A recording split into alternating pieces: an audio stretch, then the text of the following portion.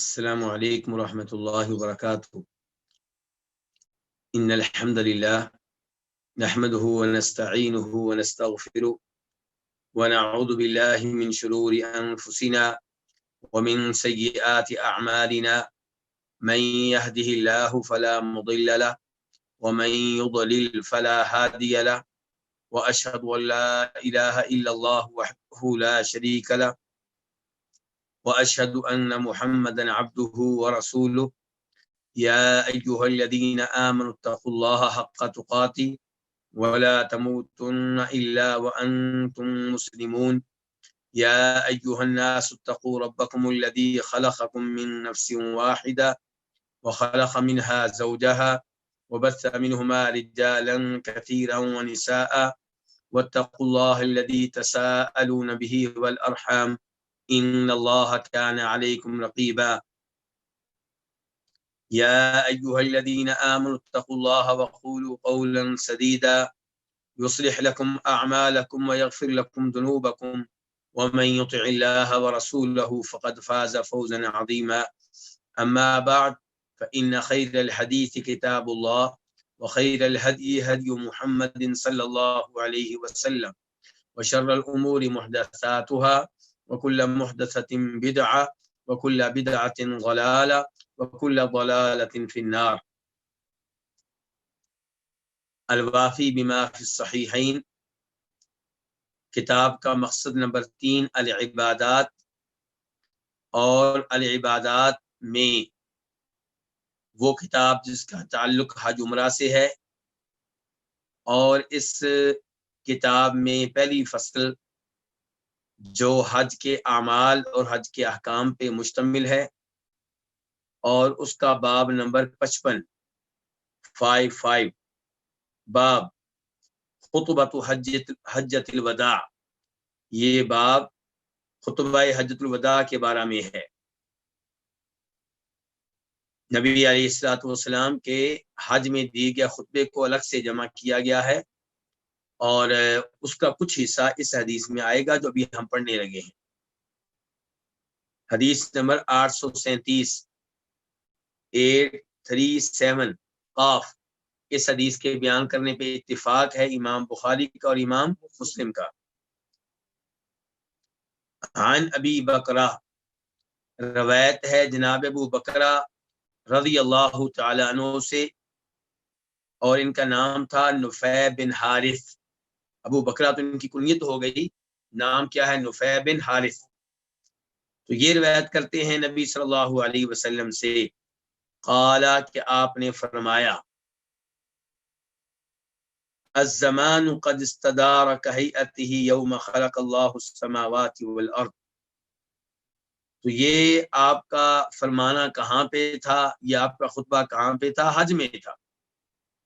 تو آپ نے کہا الزمان قد استدار، زمانہ گھوم کر واپس آ گیا ہے، كهيئته، اپنی اس حالت پہ، یوم خلق اللہ السماوات والارض، جس حالت پہ اللہ تعالیٰ نے اسے اس دن پیدا کیا، جس حالت پہ یہ اس دن تھا جس دن اللہ نے آسمان و زمین کو پیدا کیا تھا۔ زمانہ گھوم کر واپس اپنی اسی حالت پہ آ چکا ہے جس حالت پہ وہ اس دن تھا جس دن اللہ نے آسمانوں کو اور زمین کو پیدا کیا تھا۔ اس کی تفصیل کیا ہے؟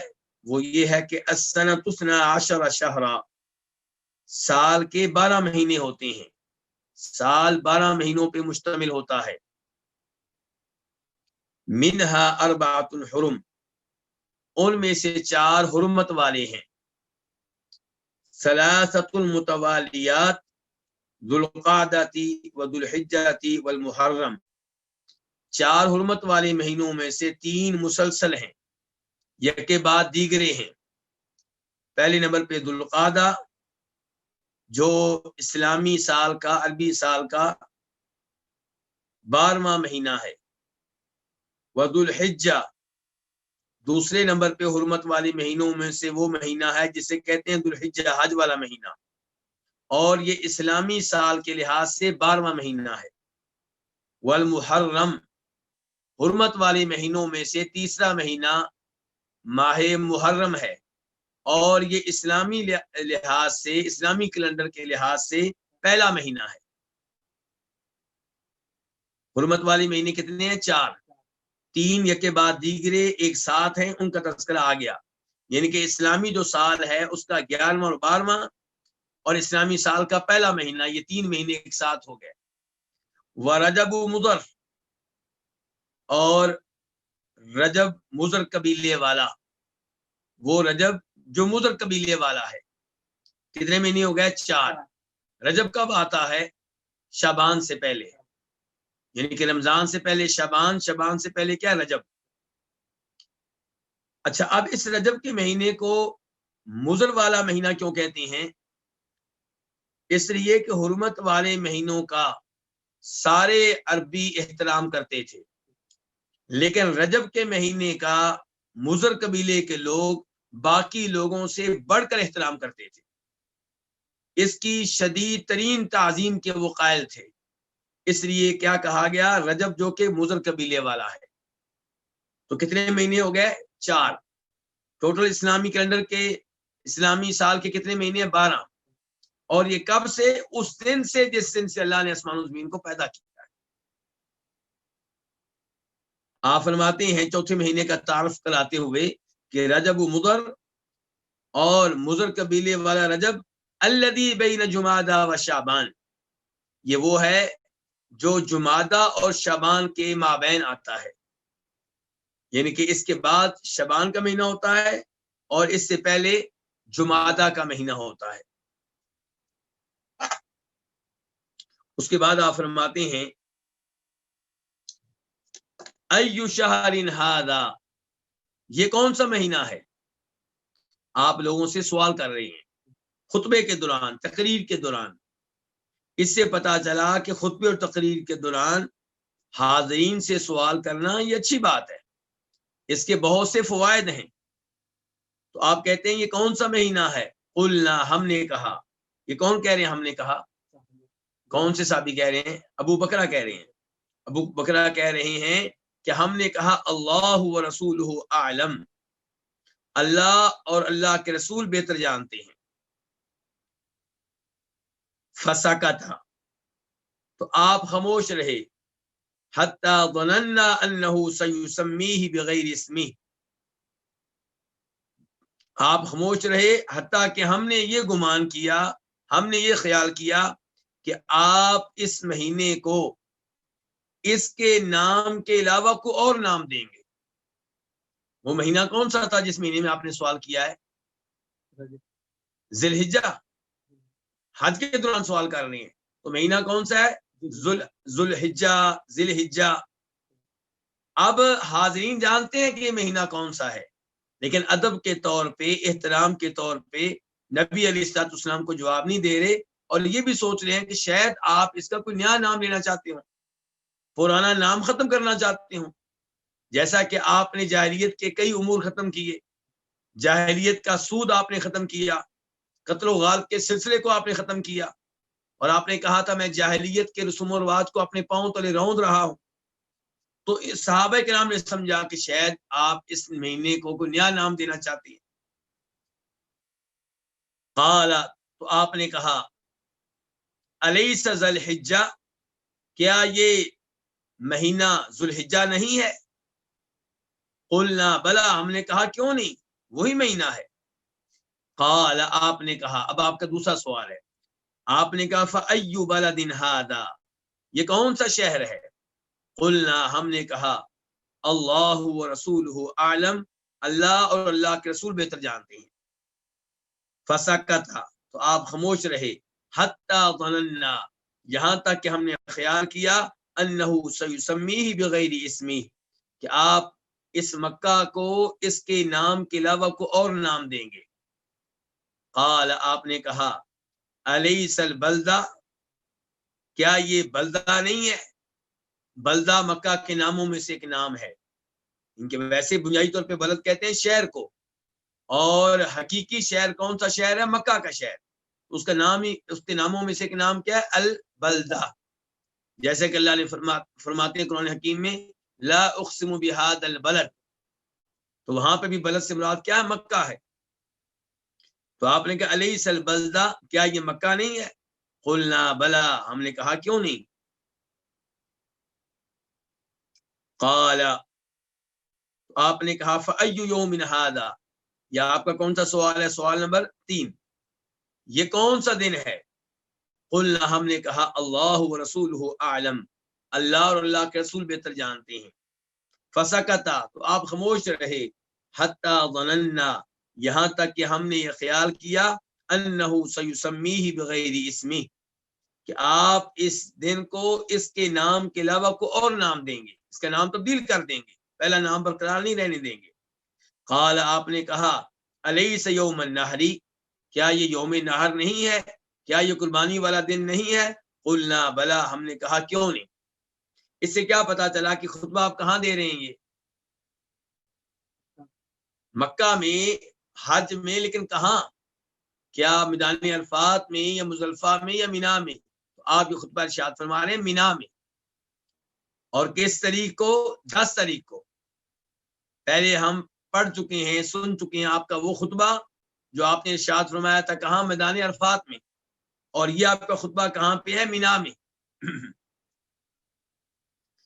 قال، آپ نے کہا فإن دماءکم واموالکم، بے شک تمہارے خون اور تمہارے مال.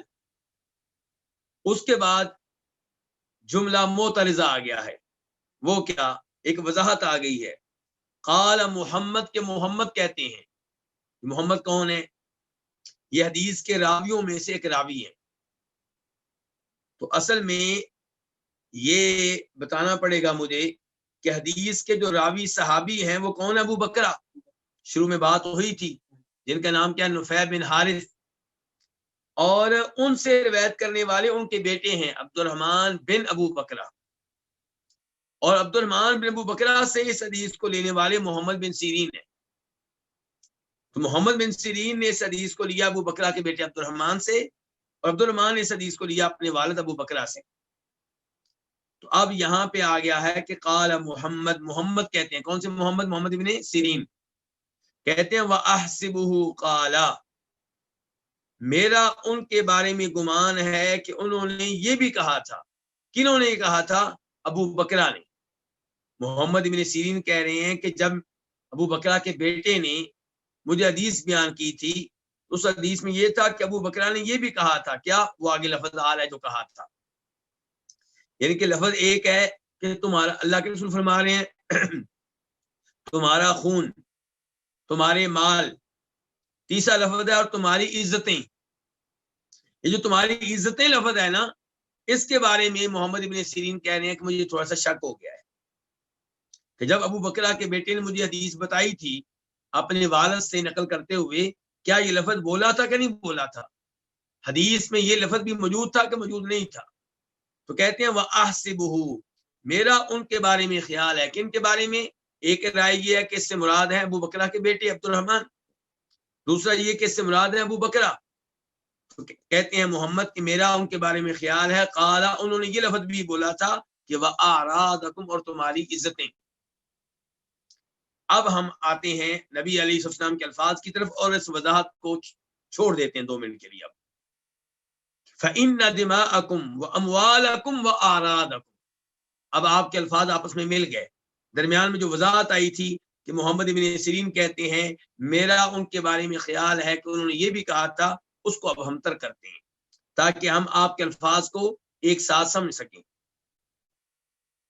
فَإِنَّ دِمَاءَكُمْ وَأَمْوَالَكُمْ وَأَعْرَاضَكُمْ عَلَيْكُمْ حَرَامٌ كَحُرْمَةِ يَوْمِكُمْ هَذَا فِي بَلَدِكُمْ هَذَا فِي شَهْرِكُمْ هَذَا، بے شک تمہارے خون، تمہارے مال، تمہاری عزتیں تمہارے لیے محترم ہیں، جیسے تمہارا یہ دن، یہ کون سا دن تھا؟ قربانی والا دن. جیسے تمہارا یہ دن تمہارے اس شہر میں، تمہارے اس مہینے میں محترم ہے. یعنی کہ تم کسی کے مال کو اپنے لیے حلال نہ جانو. لوگوں کا مال قابل احترام ہے، اس کا احترام کرو، اس پہ قبضہ کرنے کی کوشش نہ کرو. وہ تم پہ حرام ہے. کسی کی عزت کو نقصان پہنچانے کی اجازت نہیں ہے, کسی کی بےعزتی کرنے کی اجازت نہیں ہے, کسی کا مال چھیننے کی اجازت نہیں ہے, کسی کو قتل کرنے کی اجازت نہیں ہے, کسی کا خون بہانے کی اجازت نہیں. آپ کہہ رہے ہیں تینوں چیزیں تم پہ کیا ہے, حرام ہے, تمہارے لیے حلال نہیں ہے. یہ تینوں چیزیں تمہارے لیے قابل احترام ہیں, ان کی توہین کرنے کی اجازت نہیں ہے. اچھا جی, ان کی حرمت کہاں تک ہے, ان کا تقدس کہاں تک ہے, ان کا احترام کہاں تک ہے؟ فرمایا جیسے آج کا دن, قربانی کا دن, مکہ میں رہتے ہوئے ذی الحجہ کے مہینے میں مقدس ہے, محترم ہے, ایسے ہی تم میں سے ہر ایک کا مال, تم میں سے ہر ایک کا خون, تم میں سے ہر ایک کی عزت محترم ہے. یعنی کہ ایک ہے قربانی کا دن مکہ مدینہ کے علاوہ کسی اور شہر میں. مثال کے طور پہ آپ قربانی کا دن منا رہے ہیں کہاں بیٹھ کر؟ دلی میں. آپ قربانی کے دن کہاں منا رہے ہیں؟ دمام میں. آپ قربانی کے دن کہاں منا رہے ہیں؟ ریاض میں. اور ایک یہ ہے کہ آپ قربانی کے دن کہاں منا رہے ہیں؟ مکہ میں. تو قربانی کا دن, اس کا اپنا احترام, اس کا اپنا تقدس, اور ساتھ ہی مکہ میں پھر, اور پھر ذی الحجہ کے مہینے میں. تو نبی علیہ الصلوۃ والسلام نے یہاں سے اندازہ کر سکتے ہیں کہ کس قدر امن و سلامتی کا پیغام دیا ہے. آپ نے قتل و غارت کا پیغام نہیں دیا, آپ نے گردنیں کاٹنے کا پیغام نہیں دیا.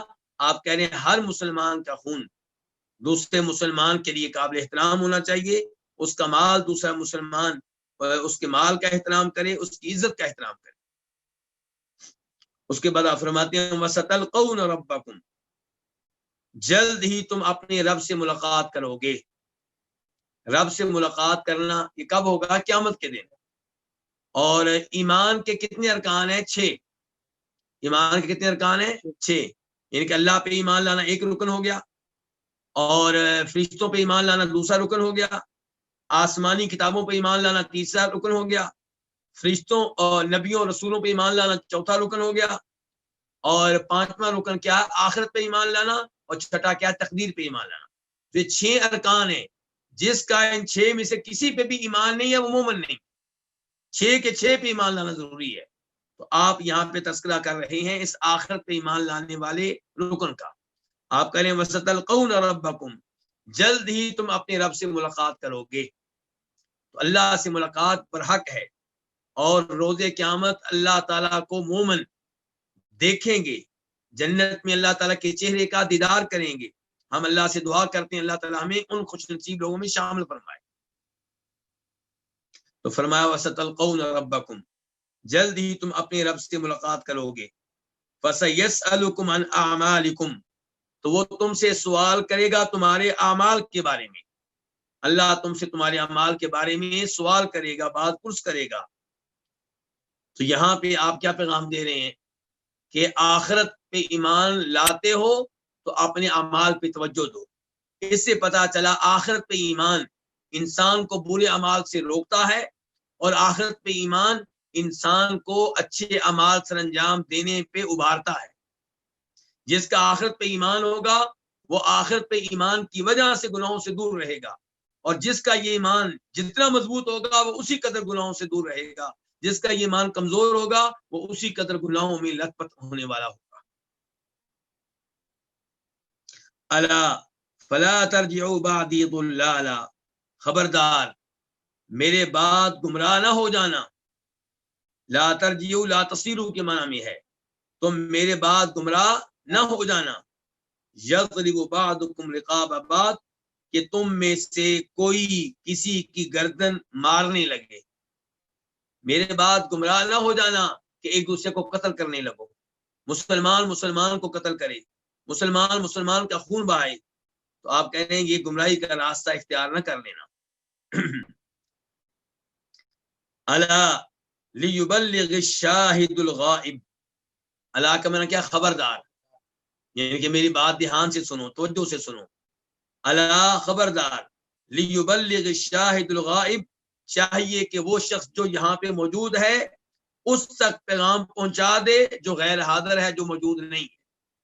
یعنی کہ میرا یہ خطبہ، میرا یہ پیغام دنیا کے کونے کونے تک پہنچ جانا چاہیے. تو یہاں پہ موجود ہے، میرا یہ پیغام دوسروں تک پہنچائیں. تو یہ کیا پہنچانا ہے؟ ایک رائے یہ ہے کہ اس پہنچانے سے مراد ہے جو آپ نے خطبہ دیا وہ پہنچایا جائے. دوسرا یہ ہے کہ آپ کہنا چاہتے ہیں کہ میں نے جو دین تمہیں دیا پورا دین لوگوں تک پہنچایا جائے. دونوں معنی اپنی جگہ پہ صحیح ہے. تو آپ کہہ رہے ہیں الا لیبلغ الشاہد الغائب، خبردار اسے چاہیے کہ جو موجود ہے وہ پہنچا دے اس کو الغائبہ جو موجود نہیں ہے.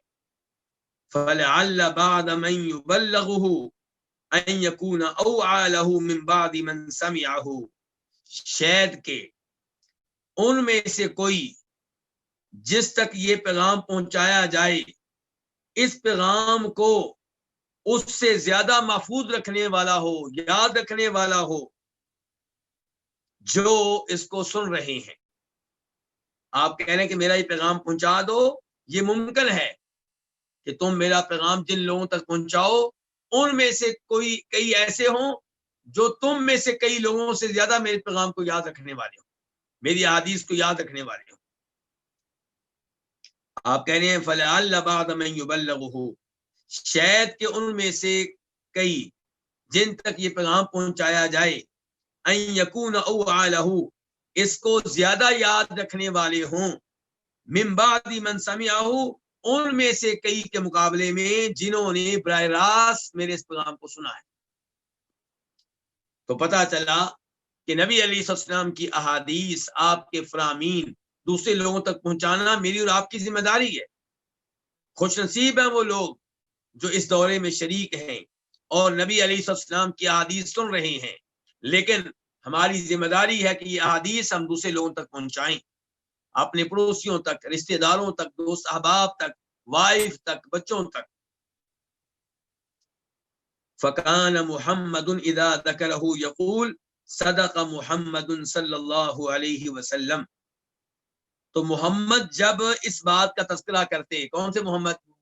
محمد بن سیرین. تو محمد بن سیرین اذا ذکرہ، جب اس بات کا تذکرہ کرتے، کس بات کا؟ کہ نبی علیہ السلام نے فرمایا تھا کہ میرا پیغام دوسرے لوگوں تک پہنچا دو. ممکن ہے کہ وہ لوگ جن تک تم میرا پیغام پہنچاؤ ان میں سے کئی ایسے ہوں جو براہ راست سننے والوں میں سے کئی ایک سے زیادہ میری احادیث کو یاد رکھنے والے ہوں. تو محمد اذا ذکرہ، محمد بن سیرین جب حدیث کا یہ حصہ ذکر کرتے تھے، یقول کہتے تھے صدق محمد، کہ محمد صلی اللہ علیہ وسلم نے سچ کہا تھا. واقعی ایسا ہوا ہے کہ جن لوگوں نے آپ کی حدیث آپ سے براہ راست سنی اور دوسرے لوگوں تک پہنچائیں، جن تک پہنچائی گئیں ان میں سے کئی، سب نہیں، ان میں سے کئی ایسے تھے جو ان میں سے کئی سے بڑھ کر حدیث یاد رکھنے والے تھے جنہوں نے براہ راست سنی ہے. اور یہ آج تک ایسے ہی ہے. محمد بن سیرین کا مطلب یہ ہے کہ یہ مسلسل ایک عمل ہے کہ جو احادیث کو لیتے ہیں پھر دوسروں تک پہنچاتے ہیں، جن تک پہنچاتے ہیں ان میں سے کوئی ایسا نکل آتا ہے جو پہنچانے والے سے بڑھ کر حدیث کو یاد رکھنے والا ہوتا ہے. ثم قال، پھر آپ نے کہا الا هل بلغت مرتين، الا خبردار، هل بلغت، کیا میں نے پہنچا دیا ہے؟ کیا مطلب؟ کیا میں نے اپنے رب کا دین پہنچا دیا ہے؟ کیا میں نے اپنے رب کا پیغام پہنچا دیا ہے؟ مرتين، 2 مرتبہ اپنے الفاظ کہے. یہاں پہ آپ کی توجہ چاہتا ہوں، حدیث کے شروع میں نبی علیہ الصلوۃ والسلام نے کیا فرمایا تھا کہ زمانہ گھوم کر واپس اپنی اسی حالت پہ آ گیا ہے جس حالت پہ اس دن تھا جس دن اللہ نے آسمان و زمین کو پیدا کیا تھا. اس کا کیا مطلب ہے؟ میں تفصیل میں نہیں جا سکا، کئی بھائی اس کا مطلب نہیں سمجھ سکتے ہوں گے.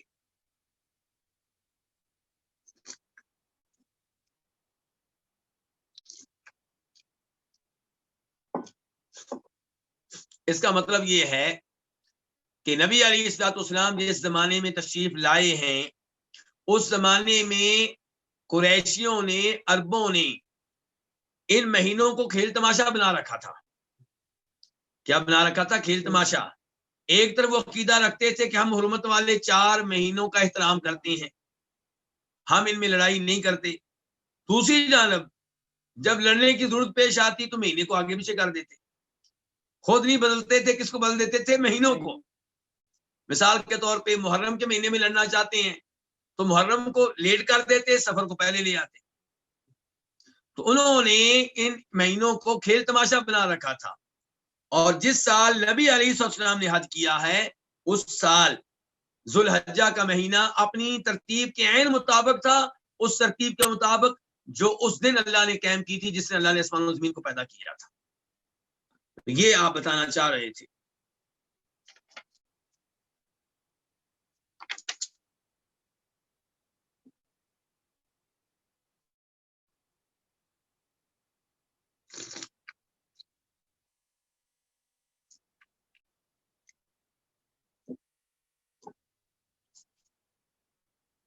اس کے بعد حدیث نمبر 838 838 قاف.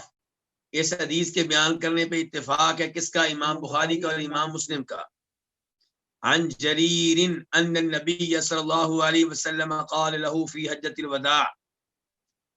جناب جریر بن عبداللہ البجلی رضی اللہ تعالیٰ عنہ سے روایت ہے، بے شک نبی صلی اللہ علیہ وسلم نے ان سے کہا. کن سے کہا؟ جریر سے کہا. جریر بن عبداللہ البجلی سے کہا. کب کہا؟ فی حجۃ الوداع، حجۃ الوداع کے موقع پہ کہا. استنصت الناس، لوگوں کو خاموش کراؤ. یعنی کہ جب آپ اپنے حج میں مینا میں وہ خطبہ دینے لگے جس کا بھی تذکرہ ہوا ہے، تو اس خطبے سے پہلے آپ نے جریر بن عبداللہ البجلی کی ڈیوٹی لگائی کہ لوگوں کو چپ کراؤ، یعنی کہ لوگ اپنی گفتگو ترک کریں، میں خطبہ دینے لگا ہوں، میرا خطبہ سنیں. تو آپ نے ان سے کہا، یعنی کہ جریر سے، استنصت الناس، لوگوں کو خاموش کراؤ. اور یہاں سے یہ بھی پتا چلا کہ جریر بن عبداللہ البجلی اگرچہ ان صحابہ کے نام میں سے ہیں جو آپ کی زندگی کے آخری ایام میں اور آخری مہینوں میں مسلمان ہوئے ہیں، لیکن حج کے موقع پہ مسلمان تھے اور حج میں شریک ہوئے ہیں، ان کے حج سے پہلے مسلمان ہو چکے تھے. فقال، تو آپ نے کہا، یعنی کہ اس کے بعد جب خطبہ شروع ہوا تو اس میں آپ نے کہا، لا ترجعوا بعدی کفارا، میرے بعد کافر نہ بن جانا، میرے بعد کافر نہ بن جانا. کیسے میرے بعد کافر نہ بن جانا؟ اس حال میں کہ یضرب بعضکم رقاب بعض، تم میں سے کوئی کسی کی گردنیں اتارنے لگے. تو کیا کسی کی گردنیں اتارنے سے، قتل کر دینے سے انسان کافر ہو جاتا ہے؟ یہ سوال ہے.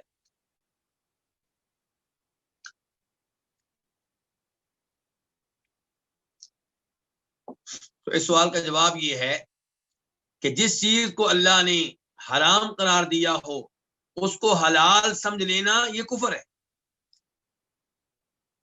ایک ہے غلطی ہو جانا، آپ اللہ کی حلال کردہ چیز کو حلال سمجھتے ہیں اور حرام کردہ چیز کو حرام ہی سمجھتے ہیں.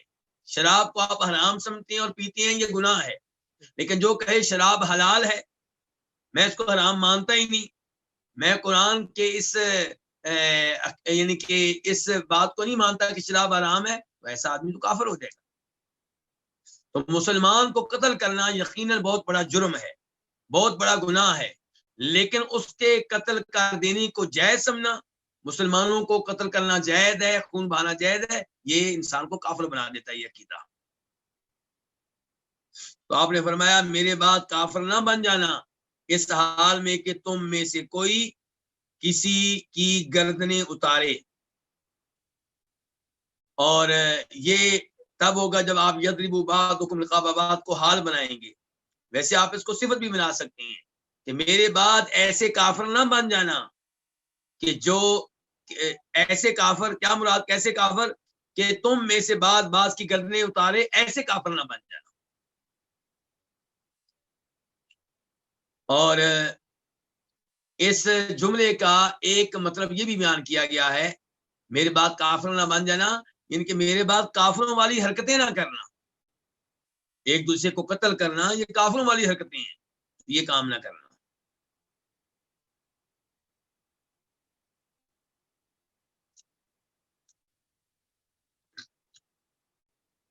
اس سے پتہ چلا گزشتہ حدیث سے بھی اس حدیث سے بھی کہ مسلمان کا مسلمان کو قتل کرنا بہت بڑا جرم ہے اور اسلام اس سے روکتا ہے.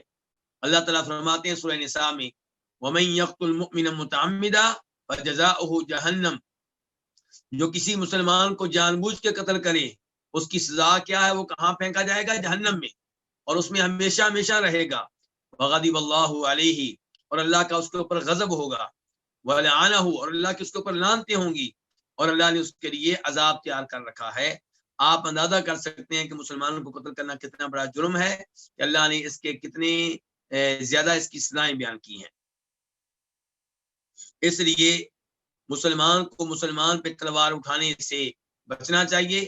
اپنے مسلمان فوجیوں پہ حملے کرنا یہ کہہ کر کہ یہ کافر ہو چکے ہیں، جیسا کہ کئی مسلمان ممالک میں ہوا ہے، یہ بالکل غلط ہے اور یہ درست نہیں ہے. اس کے بعد باب نمبر 42 باب فضل العمرۃ فی رمضان، ماہ رمضان میں عمرہ کرنے کی فضیلت. حدیث نمبر 839 قاف. اس حدیث کو بیان کرنے والے اور روایت کرنے والے کون ہیں؟ امام بخاری اور امام مسلم. عن ابن عباس رضی اللہ عنہما قال، جناب عبداللہ ابن عباس رضی اللہ عنہما سے روایت ہے، وہ کہتے ہیں لما رجع النبی صلی اللہ علیہ وسلم من حجتی، جب نبی علیہ الصلوۃ والسلام اپنے حج سے واپس آئے، جب آپ اپنے حج سے واپس آئے، واپس کہاں آئے؟ مدینہ. قال لأم سنان الانصاریہ، تو آپ نے ام سنان انصاریہ سے کہا. ام سنان یہ خاتون ہیں، انصاری خاتون ہیں، ان سے کہا ما منعک من الحج، تمہیں ہمارے ساتھ حج کرنے سے کس چیز نے روکے رکھا، یعنی کہ آپ نے ہمارے ساتھ حج کیوں نہیں کیا؟ قالت، وہ کہنے لگی ابو فلان تعنی زوجہا کان له ناضحان حج على احدهما والآخر یسقی ارضا لنا. وہ کہنے لگی کہ ابو فلان، اور ابو فلان ان کے فلان کے ابا، ابو فلان ان کے فلان کے ابا، مراد یہ ہے کہ میرے بیٹے کا ابو، یعنی کہ میرا خامن. تانی زوجہ، مراد دے رہی تھی اپنے شوہر ابو سنان کو. تو کہنے لگی کہ فلان کے ابو یعنی کہ ابو سنان کان لہ ناضحانی، ان کے پانی لانے والے 2 اونٹ تھے، پانی لانے والے 2 اونٹ تھے. حج علی احدہما، ان میں سے ایک پہ وہ حج کے لیے چلے گئے. والآخر یسقی ارضا لنا، اور دوسرا جو ہے وہ ہماری زمین کو سیراب کر رہا تھا، اس کی یہاں پہ ضرورت تھی کھیتی باڑی کے لیے، تو اس لیے اور کوئی اونٹ نہیں تھا جس کے اوپر بیٹھ کے میں بھی حج پہ جاتی. تو کیا کہہ رہی ہیں ام سنان؟ کہہ رہی ہیں کہ ابو فلان کے فلان کے ابا یعنی کہ ابو سنان، تانی زوجہ، مراد دے رہی تھی اپنے خاوند کو، کان لہ ناضحانی، ان کے پانی لانے والے 2 اونٹ تھے. حج علی احدہما، ان میں سے ایک پہ وہ حج کے لیے چلے گئے، اور دوسرا جو تھا یسقی ارض لنا، وہ ہماری زمین کو سیراب کر رہا تھا. قال، تو آپ علیہ الصلوۃ والسلام نے فرمایا فإن عمرۃ فی رمضان، بے شک رمضان میں عمرہ، تقضی حجۃ معی، یہ میرے ساتھ حج کرنے کے برابر ہے. یعنی کہ آپ ہمارے ساتھ حج نہیں کر سکی، آپ رمضان میں عمرہ کریں. کون سا عمرہ کریں؟ رمضان کا عمرہ اجر و ثواب کے لحاظ سے ایسے ہے جیسے میرے ساتھ مل کے کوئی حج کرے. لیکن کیا رمضان کو عمرہ کرنے سے حج ساقط ہو جائے گا، حج کی فرضیت ختم ہو جائے گی؟ یہ سوال ہے.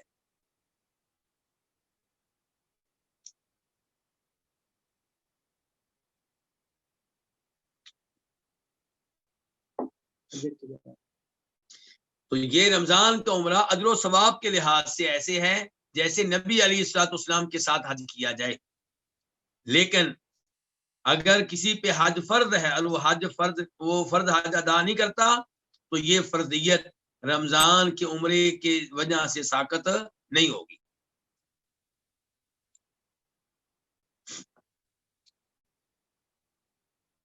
اس سے یہ بھی پتا چلا کہ لوگوں سے اس انداز سے سوال کرنے میں کوئی حرج نہیں ہے کہ بھئی آپ حج پہ کیوں نہیں جا رہے، یعنی کہ آپ دیکھتے ہیں کسی کو وہ صاحب استطاعت ہے، اللہ نے اس کو مال دیا ہے، حج کرنے میں سستی کر رہا ہے، تو اخلاق کے ساتھ پیار کے ساتھ آپ پوچھیں بھئی آپ حج پہ کیوں نہیں جا رہے، تاکہ اس کو احساس ہو کہ میں یہ فرض ادا کرنے سے کیوں پیچھے ہٹ رہا ہوں، مجھے آگے بڑھنا چاہیے۔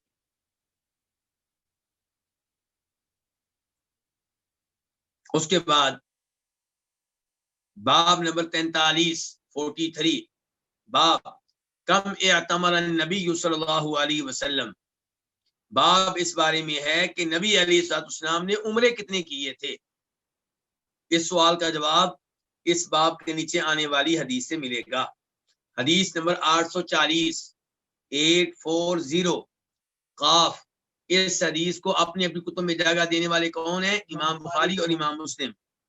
عن قتادہ ان انس رضی اللہ عنہ قال، قتادہ بن دعامہ سدوسی رحمہ اللہ سے روایت ہے کہ بے شک انس بن مالک رضی اللہ تعالیٰ عنہ نے کہا کہ اعتمر رسول اللہ صلی اللہ علیہ وسلم 4 عمر، کہ رسول اللہ صلی اللہ علیہ وسلم نے 4 عمرے کیے، کلہن فی ذی القعدہ، چاروں کے چاروں ذی القعدہ کے مہینے میں تھے۔ کس مہینے میں تھے؟ ذی القعدہ کے مہینے میں۔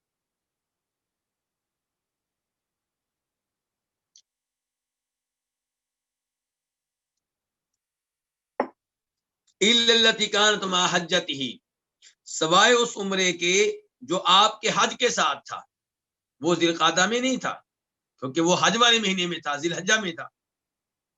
ان کے وہ عمرہ جو آپ نے حج کنان کے ساتھ کیا تھا، آپ نے حج کنان کیا تھا۔ حج کنان کیا ہوتا ہے؟ حج عمرہ دونوں کی ایک ساتھ نیت کر لینا اور درمیان میں حلال نہ ہونا۔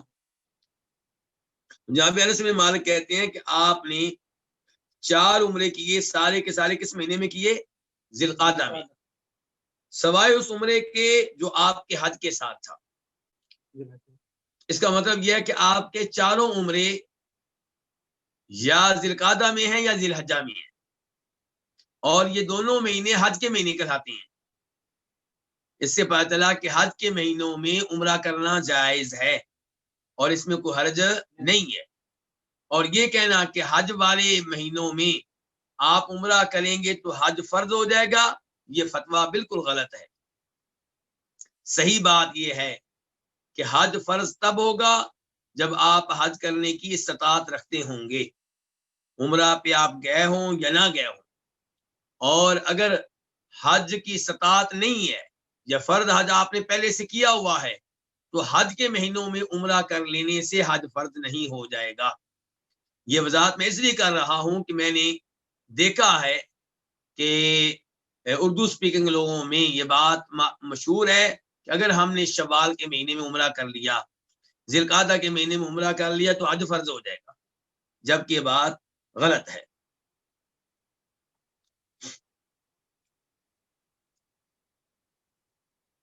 اب جناب انس بن مالک نے کہا کہ نبی علیہ السلام نے 4 عمرے کیے تھے، چاروں کے چاروں ذی القعدہ میں تھے، سوائے اس عمرے کے جو آپ کے حج کے ساتھ تھا۔ اس کے بعد 4 عمروں کا تذکرہ تفصیل کے ساتھ کرنے لگے ہیں۔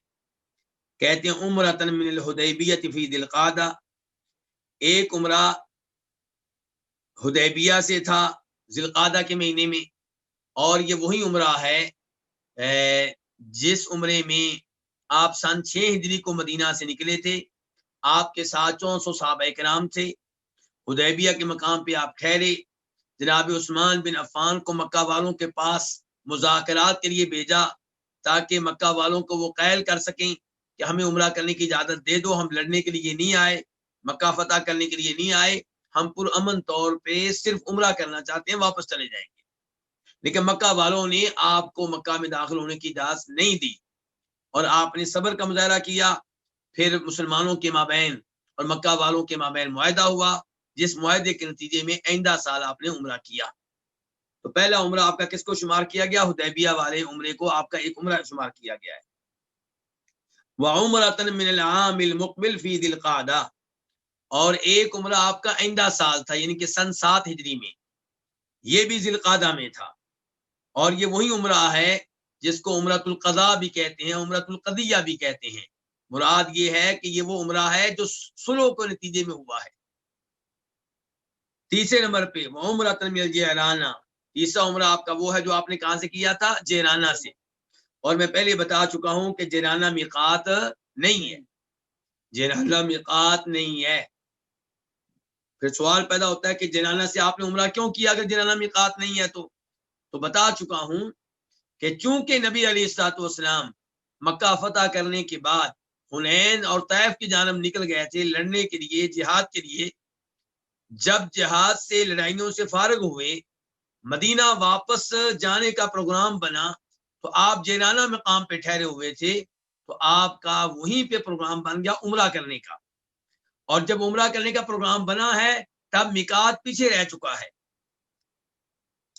طائف والوں کا میقات جو اس سائڈ پہ میقات بنتا ہے وہ پیچھے رہ گیا تھا، اور جب آپ اس میقات پہ تھے ظاہر عمرہ کرنے کا ارادہ نہیں تھا، ورنہ آپ وہیں سے راہ باندھ لیتے۔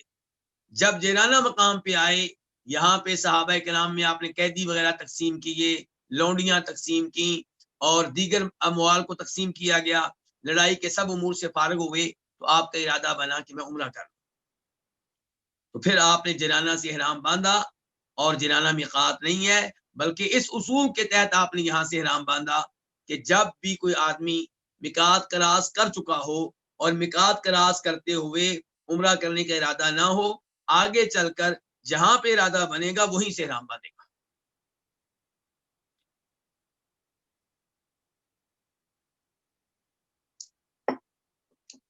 تو چوتھا عمرہ کیا ہے؟ وعمرۃ من الجعرانہ، اور ایک عمرہ آپ کا جعرانہ سے ہے، یہ تیسرا عمرہ ہے۔ حیث قسم غنائم حنین فی ذی القعدہ، جہاں آپ نے حنین کے مال غنیمت کو تقسیم کیا تھا۔ جعرانہ وہ مقام ہے جہاں پہ آپ نے غزوہ حنین کے مال غنیمت کو تقسیم کیا تھا، جو مال غنیمت حنین کی لڑائی میں ملا تھا، اس کو تقسیم آپ نے کہاں پہ پہنچ کے کیا تھا؟ جعرانہ مقام پہ۔ تو یہ عمرہ آپ نے کب کیا ہے؟ فی ذی القعدہ، یہ بھی ذی القعدہ میں۔ اور چوتھے عمرے کا تذکرہ کرتے ہوئے کہتے ہیں انس بن مالک وعمرۃ مع حجتہ، اور ایک عمرہ آپ کا آپ کے حج کے ساتھ تھا۔ تو یہ حج کے 4 عمرے ہیں۔ اس کے بعد وفی روایت لہما، اور ان دونوں کی ایک روایت میں ہے کہ ان دونوں کی، بخاری اور مسلم کی، قال قلت، میں نے کہا، یہ کون کہہ رہے ہیں؟ قتادہ کہہ رہے ہیں، قتادہ بن دعامہ کہہ رہے ہیں میں نے کہا۔ کس سے کہا ہوگا قتادہ نے؟ جناب انس بن مالک سے۔ کم حجہ، کہ نبی علیہ السلام نے حج کتنے کیے؟ قال واحدۃ، جناب انس بن مالک فرمانے لگے کہ حج تو آپ نے ایک ہی کیا تھا۔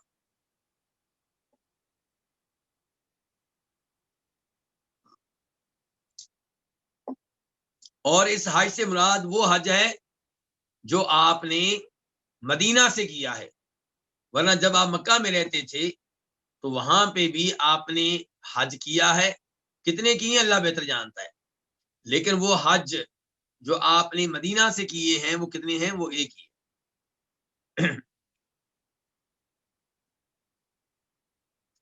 اس کے بعد الفصل الثانی، اب کیا شروع ہونے لگی ہے؟ اب دوسری فصل شروع ہونے لگی ہے۔ یعنی کہ حج اور عمرے کی احادیث جب شروع ہوئی تھی تب باب قائم کیا گیا تھا، کتاب کیا تھی؟ 12ویں کتاب تھی الحج والعمرہ، یہ پیج نمبر ہے 299 299۔ تو وہاں پہ کہا گیا تھا کہ پہلی فصل حج کے اعمال اور حج کے احکام، تو وہ فصل جاری رہی، اور اس میں تقریباً 43 ابواب آئے، 43، اور حدیث نمبر 752 سے لے کر 840 تک یہ فصل جاری رہی ہے، بہت طویل فصل تھی۔ اور اب نئی فصل شروع ہونے لگی، الفصل الثانی، دوسری فصل، فضائل مکہ و احکامھا، مکہ کے فضائل اور مکہ کے احکام۔ مکہ کے فضائل کیا ہیں اور مکہ کے احکام کیا ہیں؟ اس سلسلے میں پہلا باب باب دخول مکہ والخروج منہا، مکہ میں داخل ہونا اور مکہ سے نکلنا، اس بارے میں یہ باب ہے۔ حدیث نمبر 841 841 قاف، اس حدیث کے بیان کرنے پہ اتفاق ہے کس کا؟ امام بخاری کا اور امام مسلم کا۔ عن عائشہ رضی اللہ عنہا، روایت ہے ام المؤمنین عائشہ رضی اللہ عنہا سے، ان النبی صلی اللہ علیہ وسلم لما جاء الى مکہ، کہ بے شک نبی صلی اللہ علیہ وسلم جب مکہ آئے تو داخل من اعلاها، تو آپ مکہ کے اوپر کے حصے سے داخل ہوئے، اوپر کی جانب سے داخل ہوئے، مکہ کے بالائی علاقے سے داخل ہوئے، مکہ کے اونچے علاقے سے آپ داخل ہوئے۔ اور اس کی وضاحت کرتے ہوئے شیخ البانی رحمہ اللہ لکھتے ہیں کہ آپ داخل ہوئے تھے کدا گھاٹی کی طرف سے، مکہ کا وہ علاقہ جسے کیا کہتے ہیں؟ کدا گھاٹی کی طرف سے داخل ہوئے تھے، اور یہ کدا کی گھاٹی وہی گھاٹی ہے جس پہ آپ چڑھیں تو آگے قبرستان آ جائے گا، معلّہ قبرستان۔ کون سا قبرستان؟ معلّہ قبرستان آ جائے گا۔ اور آپ مسجد میں داخل ہوئے تھے، مسجد حرام میں، بنی شیبہ گیٹ سے۔ اور یہاں پہ یہ بھی وضاحت کر دوں کہ یہاں پہ بتایا گیا کہ آپ مکہ میں کیسے داخل ہوئے اور کیسے نکلے، یعنی کہ مکہ کے بلائی علاقے سے آپ مکہ میں داخل ہوئے، اور مکہ کا وہ علاقہ جس کو آپ کہہ سکتے ہیں نچلا علاقہ جو ہے، وہاں سے آپ نکل کے مدینہ واپس گئے تھے۔ مکہ بہت عظیم شہر ہے، اس لیے نبی علیہ الصلوۃ والسلام مکہ میں داخل ہونے سے پہلے مکہ کے لیے بڑا اہتمام کرتے تھے۔ مکہ سے پہلے ایک وادی آتی تھی، وادی دی طوا، آپ وہاں پہ رات گزارتے، وہاں پہ ٹھہرتے، اور پھر وہاں پہ غسل کرتے، کس لیے؟ مکہ میں داخل ہونے کے لیے۔ اور صبح پھر آپ مکہ میں داخل ہوتے، رات گزارتے، غسل کرتے، اور صبح داخل ہوتے۔ تو اگر کوئی ایسا کر سکے تو بڑی اچھی بات ہے، یہ طریقہ ہے نبی علیہ الصلوۃ والسلام کا۔ اس کے بعد دوسرا باب، باب دخول مکہ بغیر احرام، مکہ میں احرام کے بغیر داخل ہونا، یہ بھی ایک بڑا مسئلہ ہے۔ اردو سپیکنگ لوگ یہ سمجھتے ہیں کہ شاید مکہ میں احرام کے بغیر جانا جائز ہی نہیں ہے۔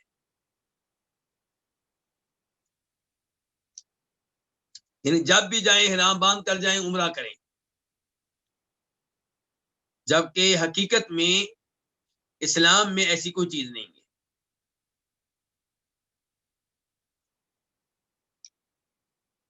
اسلام میں کیا ہے کہ یہ باب ہے مکہ میں بغیر احرام کے داخل ہونا۔ حدیث نمبر 842 842 میم، اس حدیث کو اپنی کتاب میں روایت کرنے والے امام کون سے؟ امام مسلم۔ عن جابر بن عبداللہ الانصاری، جابر بن عبداللہ الانصاری رضی اللہ تعالیٰ عنہما سے روایت ہے، ان رسول اللہ صلی اللہ علیہ وسلم داخل مکہ، بے شک رسول اللہ صلی اللہ علیہ وسلم داخل ہوئے مکہ میں۔ آگے کہتے ہیں وقال قتیبہ، اور قتیبہ نے کہا۔ یہ قتیبہ کہاں سے آ گیا اچانک؟ یہ مسئلہ ہے۔ کیا مسئلہ ہے کہ قتیبہ اچانک کہاں سے آ گئے؟ تو اس کے لیے ہمیں تھوڑا سا پیچھے جانا پڑے گا۔ صحابی کون ہے جو حدیث بیان کر رہے ہیں؟ جابر بن عبداللہ الانصاری۔ اور اس حدیث کو اپنی کتاب میں کس نے روایت کیا؟ امام مسلم نے۔ تو امام مسلم کے اس حدیث میں دو استاد ہیں، ایک یحییٰ بن یحییٰ التمیمی، اور دوسرے نمبر پہ قتیبہ بن سعید الثقفی۔ امام مسلم نے یہ حدیث یحییٰ بن یحییٰ التمیمی سے بھی لی ہے، اور یہی حدیث امام مسلم نے قتیبہ بن سعید الثقفی سے بھی لی ہے۔ تو اس لیے امام مسلم کہتے ہیں کہ جابر بن عبداللہ انصاری سے روایت ہے کہ بے شک اللہ کے رسول مکہ میں داخل ہوئے۔ اس کے بعد کیا بات ہے؟ وہ بات بیان کرنے سے پہلے امام مسلم کہتے ہیں وقال قتیبہ، قتیبہ کہتے ہیں داخل یوم فتح مکہ، کہ آپ داخل ہوئے فتح مکہ کے دن، یعنی کہ یحییٰ بن یحییٰ نے جب یہ حدیث بیان کی تھی امام مسلم کے سامنے تو کہا تھا کہ اللہ کے رسول مکہ میں داخل ہوئے، اور قتیبہ نے جب بیان کی تو لفظ کیا استعمال کیے کہ اللہ کے رسول فتح مکہ کے دن مکہ میں داخل ہوئے۔ فرق سمجھیں؟ یعنی کہ جب قتیبہ والی روایت آئے گی تو یہ بھی پتا چلے گا کہ یہ کون سا واقعہ ہے جو واقعہ بیان ہونے لگا ہے کہ آپ مکہ میں داخل ہوئے، یہ کون سا واقعہ ہے؟ فتح مکہ والا۔ فتح مکہ کس سال ہوا ہے؟ سن 8 ہجری، ورنہ تو آپ مکہ میں حج کے لیے بھی آئے ہیں سن 10 ہجری میں، اور پھر آپ جنانہ والے عمرے میں بھی آئے ہیں فتح مکہ کے بعد۔ مکہ فتح کرنے کے بعد آپ نکل گئے تھے حنین اور طائف کی طرف، اور پھر وہاں سے جنانہ سے آپ نے عمرہ کیا تھا، اور اس کے علاوہ آپ سن 7 ہجری میں بھی مکہ میں آئے ہوئے ہیں جب عمرۃ القضاء کیا تھا۔ تو اس لیے قتیبہ کی روایت کے ذریعے پتہ چل سکا کہ یہ واقعہ جو یہاں پہ بیان ہونے لگا ہے یہ آپ کے کس سفر کا واقعہ ہے، اس لیے امام مسلم نے خاص طور پہ یہ بتایا ہے کہ قتیبہ نے یہ وضاحت کی ہے۔ جابر بن عبداللہ انصاری سے روایت ہے کہ اللہ کے رسول مکہ میں داخل ہوئے، اور قتیبہ کہتے ہیں کہ آپ فتح مکہ کے دن مکہ میں داخل ہوئے، وعلیہ امامۃ سوداء، اس حال میں کہ آپ پہ سیاہ رنگ کا امامہ تھا۔ آپ پہ سیاہ رنگ کی کیا تھی؟ پگڑی تھی۔ آپ پہ سیاہ رنگ کا کیا تھا؟ امامہ تھا۔ بغیر احرام آپ داخل ہوئے ہیں، بغیر احرام، احرام کے بغیر۔ کیسے داخل ہوئے؟ احرام کے بغیر۔ اور یہ چیز بتانا چاہ رہے تھے یہاں پہ کہ مکہ میں احرام کے بغیر داخل ہونا جائز ہے۔ احرام پہن کر اور حج عمرے کی نیت کر کے مکہ میں داخل ہونا اس پہ واجب ہے جو حج کے لیے جا رہا ہے، جو عمرے کے لیے جا رہا ہے۔ ایک آدمی مدینہ سے نکلا ہے عمرے کے لیے، پھر وہ مدینہ کے میقات سے احرام نہ باندھے، نیت نہ کرے، یہ جرم ہے، یہ غلط ہے۔ لیکن ایک آدمی مکہ جا رہا ہے اپنے کسی رشتہ دار کو ملنے کے لیے، تو اس پہ واجب نہیں ہے کہ وہ احرام باندھے اور عمرے کی نیت کرے۔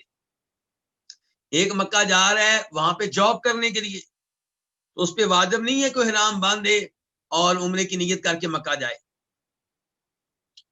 دلیل کیا ہے؟ یہ حدیث جو بھی ہم پڑھ رہے ہیں کہ نبی علیہ الصلوۃ والسلام جب فتح مکہ کے لیے مکہ میں آئے ہیں تو آپ احرام باندھے بغیر داخل ہوئے ہیں، کیونکہ آپ کا ارادہ عمرہ کرنے کا نہیں تھا، بلکہ اس وقت آپ کا ارادہ تھا کہ مکہ پہ ان کے فتح حاصل کرنے کی۔ اور آپ نے امامہ کس رنگ کا پہنا ہوا تھا؟ سیاہ رنگ کا۔ اس سے کیا پتا چلا کہ سیاہ رنگ کے کپڑے پہننے جائز ہیں، ممنوع نہیں ہے۔ ہاں وہ ممالک جن ممالک میں محرم کے مہینے میں کئی لوگ سیاہ رنگ کا لباس اس لیے پہنتے ہیں تاکہ جناب حسین رضی اللہ تعالیٰ عنہ کی شہادت کا سوگ منائیں، تو چونکہ یہ کام دین میں اضافہ ہے، یہ کام قرآن و حدیث سے ثابت نہیں ہے، اس لیے اس مہینے میں ان ممالک میں جہاں پہ یہ غلط کام کیا جا رہا ہے صحیح عقیدہ لوگوں کو چاہیے کہ یہ لباس نہ پہنے تاکہ مشابہت نہ ہو، کیونکہ نبی علیہ الصلوۃ والسلام فرماتے ہیں ایک حدیث میں جس کو امام ابو داؤد اپنی سنن میں لے کر آئے ہیں کہ من تشبہ بقوم فهو منهم، جو کسی قوم کی مشابہت کرے وہ انہی میں سے ہے۔ تو اگر محرم کے مہینے میں کسی ایسے ملک میں رہتے ہوئے جہاں پہ کئی لوگ محرم کے مہینے کو ماتم کے مہینے کے طور پہ مناتے ہیں، غم کے مہینے کے طور پہ مناتے ہیں، اور ان کے ماتم کرتے ہیں اور اپنے رخساروں کو پیٹتے ہیں، اپنے سینے کو پیٹتے ہیں اور سیاہ رنگ کا لباس پہنتے ہیں، روتے ہیں، تو اگر ہم بھی انہی ایام میں سیاہ رنگ کا لباس پہنیں گے تو یہ ان لوگوں کے ساتھ کیا ہو جائے گی؟ مشابہت، اور ان کی مشابہت سے ہم نے بچنا ہے۔ لیکن عام حالات میں سیاہ رنگ کا لباس مرد پہنے تو اس میں کوئی حرج نہیں ہے، لیکن افضل کون سا لباس ہے؟ سیاہ رنگ کا یا سفید رنگ کا؟ سفید رنگ کا، کیونکہ نبی علیہ الصلوۃ والسلام نے خود فرمایا ہے کہ تمہارا بہترین لباس وہ ہے جو سفید رنگ کا ہو۔ اسی لیے حج عمرے میں حاجی اور عمرہ کرنے والے احرام کس رنگ کا پہنتے ہیں؟ سفید رنگ کا۔ حالانکہ نبی علیہ الصلوۃ والسلام نے یہ نہیں کہا کہ کہ تم حج کا احرام سفید پہنو یا عمرے کا احرام سفید پہنو، لیکن آپ کی عام حدیث موجود ہے کہ بہترین لباس کون سا ہوتا ہے؟ سفید رنگ کا۔ وہ آپ نے یہ نہیں کہا حج کے موقع پہ، ہر حالت میں، ہر موقع پہ بہترین لباس کون سا ہے؟ سفید رنگ کا۔ اس لیے سفید رنگ کا لباس پہننا جو ہے وہ بہتر ہے۔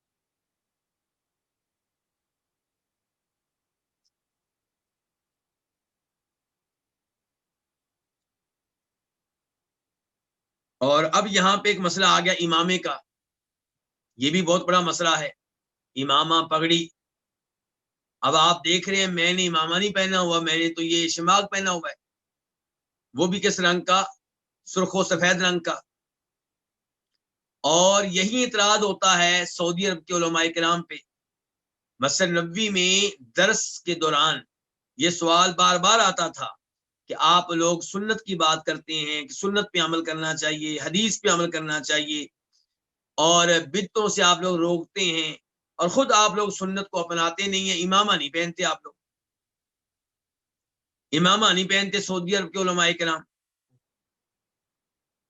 تو اس سوال کا جواب کیا ہے؟ اس غلط فہمی کا ازالہ ہونا چاہیے۔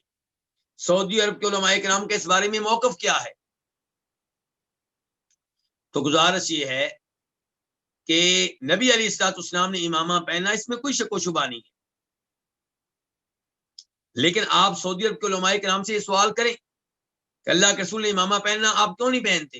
تو وہ آپ کو بتائیں گے کہ نبی علیہ الصلوۃ والسلام کی لباس کے معاملے میں سنت یہ ہے، آپ کا طریقہ کار یہ ہے کہ آپ وہ لباس پہنے جو آپ کی قوم کا لباس ہے، جب تک کہ وہ لباس شریعت کے خلاف نہ ہو، شریعت کے ضابط و رسولوں کا خلاف نہ ہو۔ مثال کے طور پہ شریعت نے بتا دیا کہ مرد ایسا لباس نہ پہنے جس کی وجہ سے لباس جو ہے وہ ٹخنوں سے نیچے جا رہا ہو۔ مرد حضرات ریشم کا لباس نہیں پہن سکتے، مرد حضرات وہ لباس نہیں پہن سکتے جس لباس میں عورتوں سے مشابہت ہو، جو عورتوں کے لیے مخصوص ہو۔ ایسے ہی وہ لباس نہیں پہننا جس کی وجہ سے آپ کا ستر ننگا ہو رہا ہو۔ تو یہ آداب، یہ اصول، یہ ضابطے بتا دیے گئے، یہ اسی لیے بتائے گئے ہیں کہ آپ ان ضابطوں کا خیال رکھیں، اس کے علاوہ جو لباس آپ پہننا چاہتے ہیں پہنیں۔ تو نبی علیہ الصلوۃ والسلام نے امامہ پہنا کیونکہ آپ کی قوم کا ہی لباس ہے۔ ایسے ہی آپ اور آپ کے صحابہ کرام عام طور پہ کیا پہنتے تھے؟ دو چادریں، شلوار قمیض نہیں، دو چادریں۔ تو جو امامے کے اوپر اتنا زور دیتے ہیں تو کیا پھر وہ اس بات پہ بھی زور دیں گے کہ شلوار قمیض کی جگہ پہ دو چادریں پہننی چاہیے؟ یقیناً وہ ایسا نہیں کہیں گے۔ تو جو صورتحال دو چادروں کی ہے وہی امامے کی ہے۔ آپ نے وہ لباس پہنا جو آپ کی قوم کا لباس تھا، تو سعودی عرب کے علماء کرام کہتے ہیں کہ آپ کی سنت یہ ہوئی کہ وہ لباس پہنا جائے جو آپ کی قوم کا لباس ہو، اور سعودی عرب کے علماء کرام کہتے ہیں آج ہم وہی لباس پہن رہے ہیں جو آج ہماری قوم کا لباس ہے۔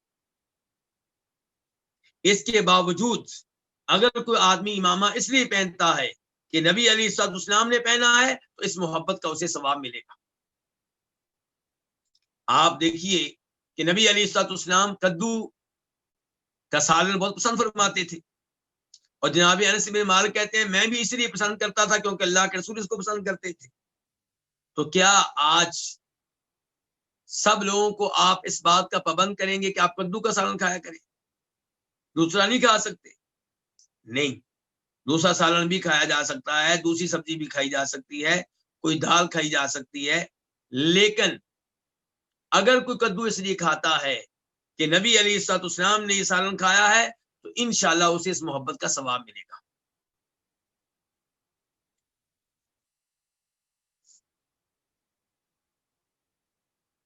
باب نمبر 3، باب کیا ہے؟ باب حرمت مکہ۔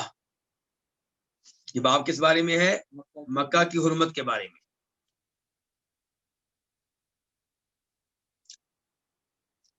مکہ کی حرمت، مکہ کا تقدس، مکہ کا احترام۔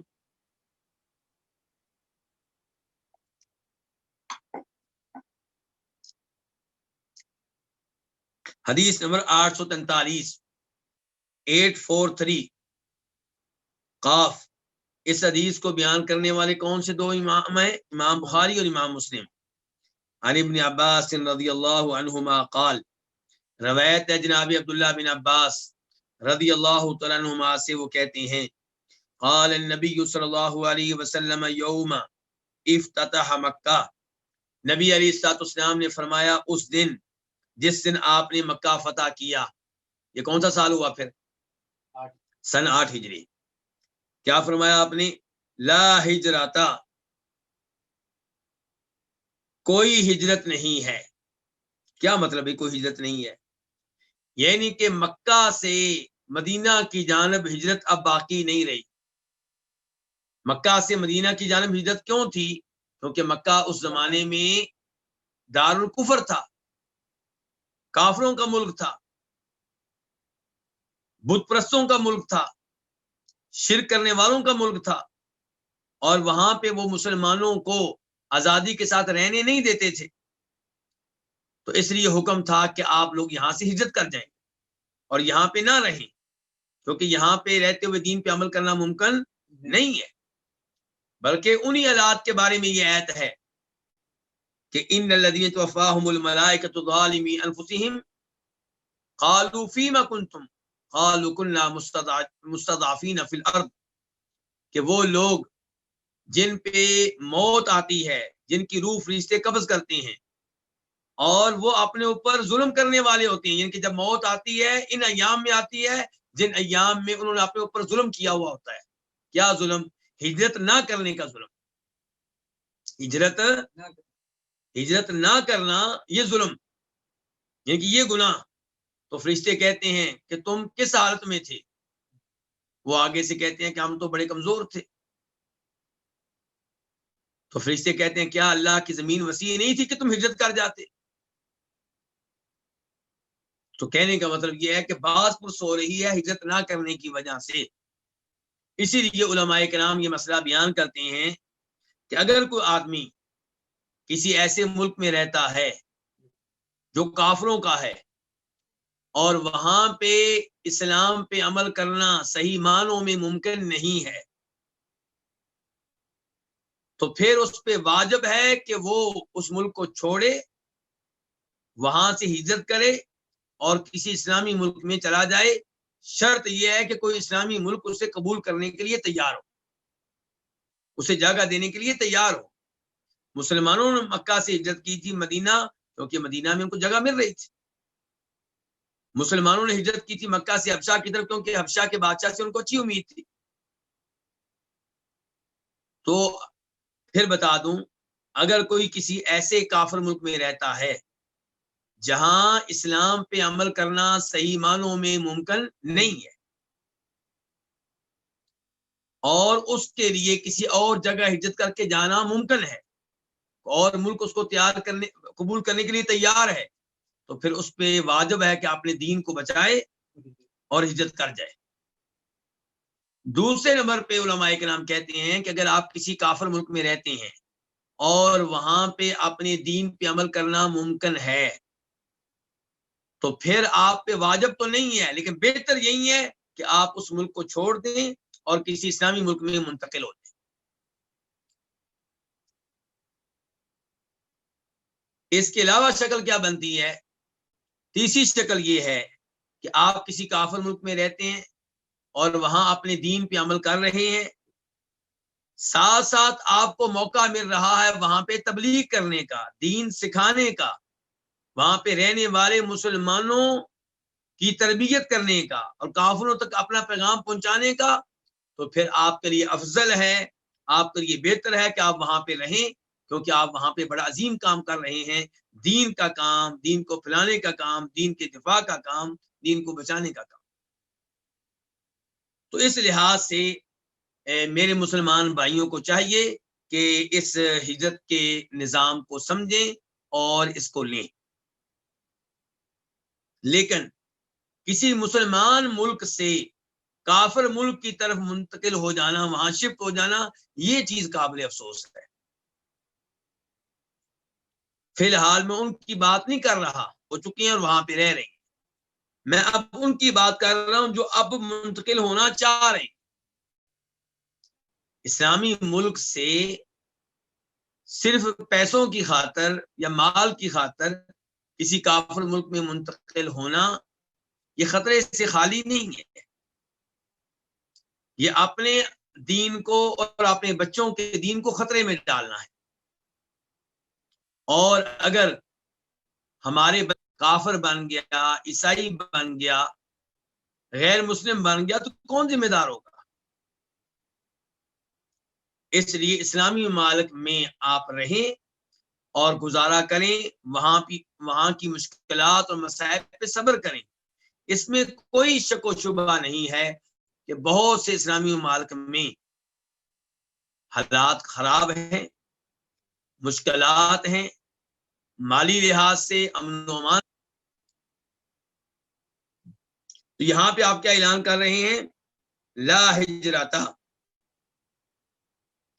کہ کوئی ہجرت نہیں ہے. یعنی کہ اب مکہ سے مدینہ کی جانب ہجرت کرنا واجب نہیں ہے. یہ مطلب ہے اس کا کہ اب واجب نہیں ہے. وَلَكِنْ جِهَادٌ وَنِيَّةٌ، لیکن دو چیزیں اب بھی باقی ہیں. اگر آپ ثواب لینا چاہتے ہیں ٹھیک ہے کیا؟ نمبر 1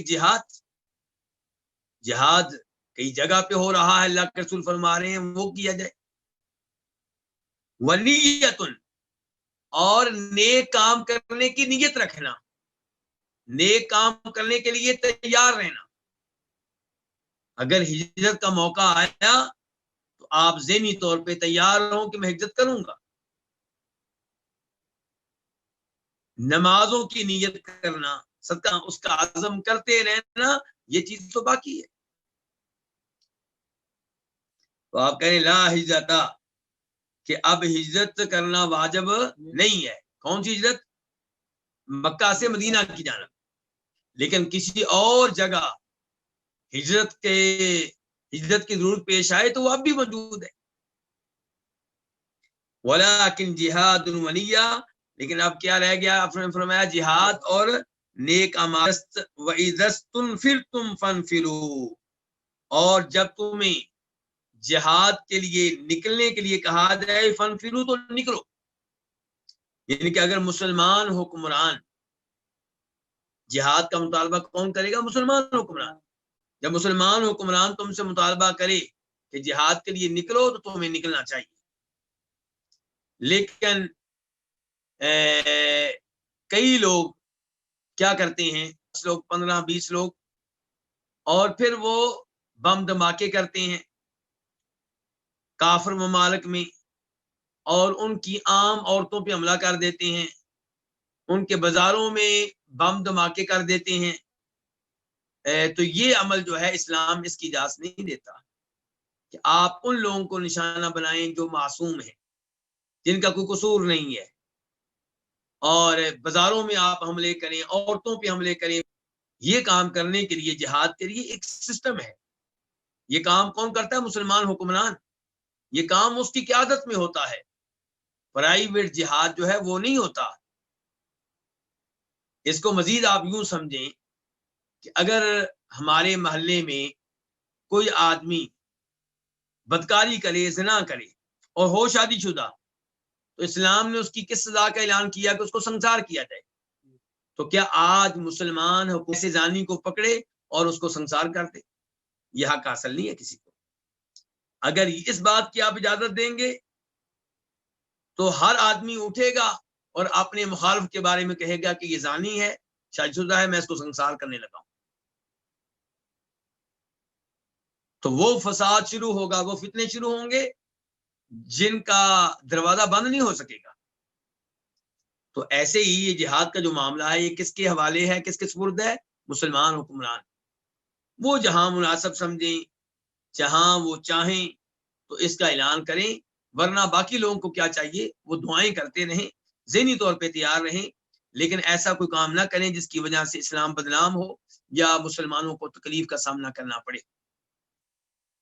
آپ دیکھ لیں چند دن پہلے فرانس میں نبی علیہ الصلوۃ والسلام کی توہین کی گئی. یقیناً یہ بہت بڑا جرم ہے، بہت بڑا گناہ ہے. اس سے دل دکھتا ہے، تکلیف ہوتی ہے. کیونکہ ہم اپنے نبی علیہ الصلوۃ والسلام سے پیار کرتے ہیں، محبت کرتے ہیں، اور آپ سے محبت واجب ہے، اور آپ کا دفاع کرنا، آپ کی عزت کا دفاع کرنا بھی ہمارے اوپر واجب ہے۔ لیکن جب آپ مسلمان ملک کی بجائے فرانس جیسے ملک میں رہتے ہیں تو وہ تو کافروں کا ملک ہے، وہاں پہ تو ایسے کام ہوں گے۔ اب جب ایک ٹیچر نے آپ کی گستاخی کی، آپ کی توہین کی، تو ایک مسلمان نے اس کو قتل کر دیا، وہ ٹیچر تو قتل ہو گیا، لیکن فرانس میں رہنے والے مسلمانوں سے آپ پوچھیں آپ ان کی صورتحال کیا ہے، وہ کس قدر پریشان ہیں، کس قدر انہیں تنگ کیا جا رہا ہے، اس کا آپ اندازہ کر سکتے ہیں۔ ہمیں یہ بات معلوم ہونی چاہیے کہ نبی علیہ الصلوۃ والسلام و صحابہ کرام جب مکہ میں تھے تو وہ لوگ آپ کو شاعر بھی کہتے، مجنون بھی کہتے، مینٹل بھی کہتے، سب کچھ کرتے۔ کیا اس زمانے میں لڑنے کی اجازت دی گئی؟ نہیں، اس زمانے میں مسلمانوں کو لڑنے سے روکا گیا۔ قرآن کریم میں وہ آیت موجود ہے سورہ نساء میں، اور اگر اس زمانے میں کوئی مسلمان لڑتا تو کیا ہوتا؟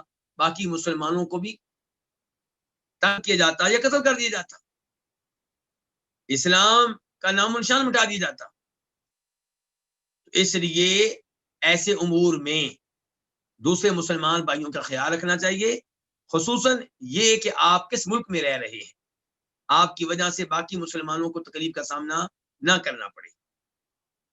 اور پھر یہ بھی بات ذہن میں رہنی چاہیے کہ ہمیشہ علماء کرام کہتے ہیں، اور ان کا یہ کہنا قرآن کے عین مطابق ہے، کیا کہتے ہیں علماء کرام؟ کہ برائی کو آپ ختم کرنے سے پہلے یہ دیکھ لیں کہ کہیں ایسا نہ ہو کہ برائی ختم کرنے سے اس سے بڑھ کر برائی سامنے آ جائے، زیادہ قوت کے ساتھ سامنے آ جائے۔ آپ ایک ایسی مزار کو گراتے ہیں جو شریعت کے خلاف بنا ہوا ہے، لیکن آپ کو پتا ہے دائیں بائیں سب وہ لوگ رہتے ہیں جو اس مزار کے سے عقیدت رکھتے ہیں۔ آپ کو پتا ہے کہ میں گراؤں گا تو کیا ہوگا؟ وہ اس سے زیادہ عالی شان اور اس سے زیادہ بلندوں والا مزار قائم کریں گے، تو پھر گرانے کا کیا فائدہ ہوگا؟ تو یہی کچھ ہوا فرانس میں، ٹیچر کو قتل کیا گیا، تو پھر فرانسیسی لوگوں نے ٹیچر کی حمایت کی، اور انہوں نے پہلے سے بڑھ کر نعوذ باللہ ہمارے پیارے نبی علیہ السلام کی توہین کی۔ اس میں کوئی شک و شبہ نہیں ہے کہ فرانس کا یہ عمل غلط ہے، اور یہ قرآن کی اس آیت کی تصدیق کرتا ہے جس میں اللہ تعالیٰ فرماتے ہیں وما تخفی صدورہم اکبر، کہ ان لوگوں کے سینے اسلام کے خلاف جو بغض و عداوت چھپائے ہوئے ہیں وہ کہیں زیادہ ہے۔ تو اسی لیے تو ہمیں چاہیے کہ اپنے بچوں کی اچھی تربیت کریں، انہیں اچھے اداروں میں بھیجیں، تاکہ وہ ایسے لوگوں کے ساتھ نہ رہیں جن لوگوں کے ساتھ رہنے کی وجہ سے اسلام سے ان کی محبت کم ہو جائے۔ تو ان امور کا خیال رکھنا چاہیے۔ اللہ رب العزت سے دعا ہے کہ اللہ تعالی ہمیں اپنے نبی علیہ الصلوۃ والسلام سے صحیح معنوں میں محبت کرنے کی توفیق دے، اور یہ محبت اپنے بچوں کے دلوں میں داخل کرنے کی توفیق دے، اور اسی محبت پہ اللہ تعالی ہمیں موت دے، اور اس محبت کو روز قیامت ہماری نجات کا ذریعہ اور سبب بنائے۔ تو اس کے بعد کیا ہے جی؟ وَإِذَا اسْتُنْفِرْتُمْ فَانْفِرُوا، اور جب تمہیں جہاد کے لیے نکلنے کو کہا جائے فَانْفِرُوا تو تم نکلو۔ فَإِنَّ هَذَا بَلَدٌ حَرَّمَهُ اللَّهُ يَوْمَ خَلَقَ السَّمَاوَاتِ وَالْأَرْضِ، بے شک یہ شہر، کون سا شہر؟ مکہ، بے شک یہ ایسا شہر ہے جس کو اللہ نے قابل احترام قرار دیا ہے اس دن جس دن اللہ نے آسمان و زمین کو پیدا کیا، یہ کہ جب سے اللہ نے آسمان و زمین کو احترام ہے۔ وَهُوَ حَرَامٌ بِحُرْمَةِ اللَّهِ إِلَى يَوْمِ الْقِيَامَةِ، اور یہ قابل احترام رہے گا کب تک؟ الی یوم القیامت، قیامت تک، بحرمت اللہ، اللہ کے اس کو قابل احترام قرار دینے کی وجہ سے۔ وہو حرام، یہ محترم رہے گا، حرمت والا رہے گا، مقدس رہے گا، قابل احترام رہے گا، بحرمت اللہ، اللہ کے اس کو قابل احترام قرار دینے کی وجہ سے، کب تک رہے گا قابل احترام؟ الی یوم القیامہ، قیامت تک. وَإِنَّ لِأَحَدٍ قَبْلِي، بے شک بات یہ ہے کہ اس میں جنگ کرنا مجھ سے پہلے کسی کے لیے حلال نہیں تھا، کسی کے لیے جائز نہیں تھا. وَلَمْ يَحِلَّ لِي إِلَّا سَاعَةً مِّن نَّهَارٍ، اور میرے لیے بھی اس میں لڑنا حلال نہیں ہوا مگر دن کا کچھ حصہ، دن کی ایک گھڑی، یعنی کہ ایک دن کے کچھ حصے میں مجھے مکہ میں لڑنے کی اجازت ملی تھی، ورنہ میرے لیے بھی مکہ میں لڑنا حلال اور جائز نہیں ہے. فَهُوَ حَرَامٌ بِحُرْمَةِ اللَّهِ إِلَىٰ يَوْمِ الْقِيَامَةِ، تو یہ محترم ہے، یہ حرم ہے، یہ قابل احترام ہے، یہ مقدس ہے. اور کب تک ایسا رہے گا؟ قیامت تک رہے گا. کیوں؟ بحرمت اللہ، اللہ کے اس کو حرم قرار دینے کی وجہ سے، اللہ کے اس کو قابل احترام قرار دینے کی وجہ سے. لا يعضد شوکہ، اس کے کانٹے نہ کاٹے جائیں، اس کے کانٹے نہ توڑے جائیں. لا يعضد شوکہ، اس کے کانٹے نہ کاٹے جائیں. یہاں پہ یہ بتا دوں کہ جو درخت اگاتے ہیں ان کو وہ کاٹ سکتے ہیں. یہ جو آپ کہہ رہے ہیں کہ اس کے کانٹے نہ کاٹے جائیں، اس سے مراد مکہ کے وہ درخت اور وہ جڑی بوٹیاں ہیں جو انسان کی محنت کے بغیر ہوگی، جس میں انسان کا کوئی عمل دخل نہ ہو. تو لا یعضد شوکہ، اس کے کانٹے نہ توڑے جائیں، اس کے کانٹے نہ کاٹے جائیں. علماء کرام کہتے ہیں اس کا مطلب یہ ہے کہ درخت جو ہے وہ بدرجہ اولا نہیں کاٹے جائیں گے. وَلَا يُنَفَّرُ صَيْدُهُ، اور اس کے شکار، کس کے شکار؟ مکہ کے شکار کو خوف زدہ نہ کیا جائے، مکہ کے شکار کو خوف زدہ کر کے بھگایا نہ جائے. کیا مطلب؟